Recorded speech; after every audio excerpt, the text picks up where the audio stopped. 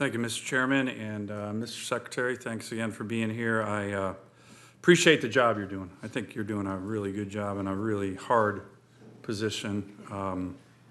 Your visit to Alaska was very impactful. We look forward to having you up there soon, and I think all of us, you know, and you agree that this is a hugely important issue. So many of us have been impacted by this issue. So many of our constituents have been impacted by this issue of suicide. You know, I lost a young Marine who was under my command to suicide many years ago, but I think most people in this position, whether in the military or otherwise, you're always asking, you know, what more could we have done, right? What more could we have done? So I think that's why you're seeing this very bipartisan focus. You've already been talking about it. You already talked about Alaska, a great place to, I think you said it, I didn't say it, get lost, but it is big and open wide, and we're looking forward, like I said, to getting you up there. But, you know, the broader national metrics of the 20 suicide of veterans per day, my understanding is that 70%, I think you may have touched on this, are not using the VA services. Nationally in Alaska, I think it's over 50%. Our VA, our Alaska VA is working on a big initiative to try to close that gap, to get people in the system. And as a critical first step, your VBA has selected the state of Alaska as a case study and pilot initiative to look at broader components of a national outreach strategy. What exactly are you looking at us, and us meaning my state, but others, to try to do here, and how can we make sure that as we team up with the VA, we Alaska, that pilot study and initiative is best utilized? Well, I think because of Alaska's unique relationships within the state with tribal governments, with the native health system, and the ability of the state of Alaska that's unique to Alaska to have state resources get out into the most remote sections of this country. What we're looking at in Alaska is the ability to partner with all of those entities. You know, when I addressed the Federation of Natives, I asked them to double the number of tribal representatives that they have to get out into the wilderness and help us. I mentioned Senator Bozeman's legislation being a vehicle for us to give them the support that they need to do that.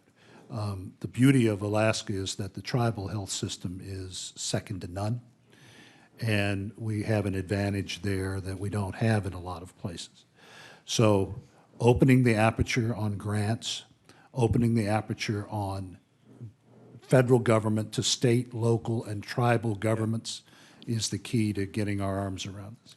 Thank you, and we look forward to working with you on this, and we appreciate being part of that initiative. Let me kind of broaden it. You mentioned Alaska Natives and, you know, Lower 48 Indians. The Prevents Task Force, which I certainly am supportive of, what the President's doing. You know, it has representatives from 10 separate executive agencies, but actually don't think that IHS is part of that.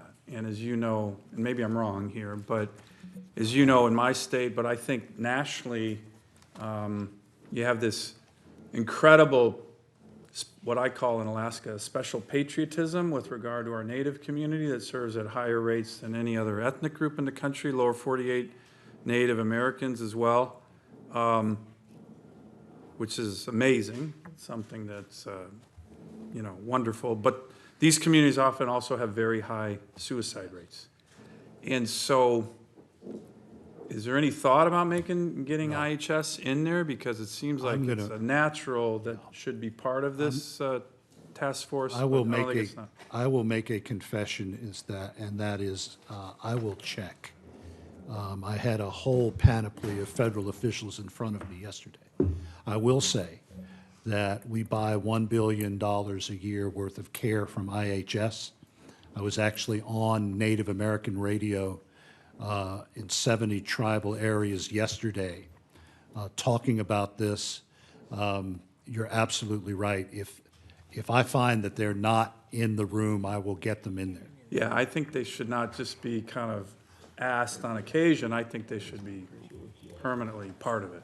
Let me just ask one final question, Mr. Chairman, if it's all right. Can you speak, Mr. Secretary, very quickly to the progress on the VA's mental health hiring initiative, which again is another very important related topic? The mental health hiring initiative started in part because of the efforts of this committee in June of 2017. The goal was to increase the population of mental health professionals in VA by 1,000. Since that time, we have hired 3,900 mental health professionals, and there's a net gain in there of several hundred. Where we have a palpable vacancy is among mental health nurses. We have about an 8.5% vacancy rate there that we have to do better, but we're actually ahead of the goal that the committee wanted us to have when we started down this road back in June of 2017. Thank you. Thank you, Mr. Chairman.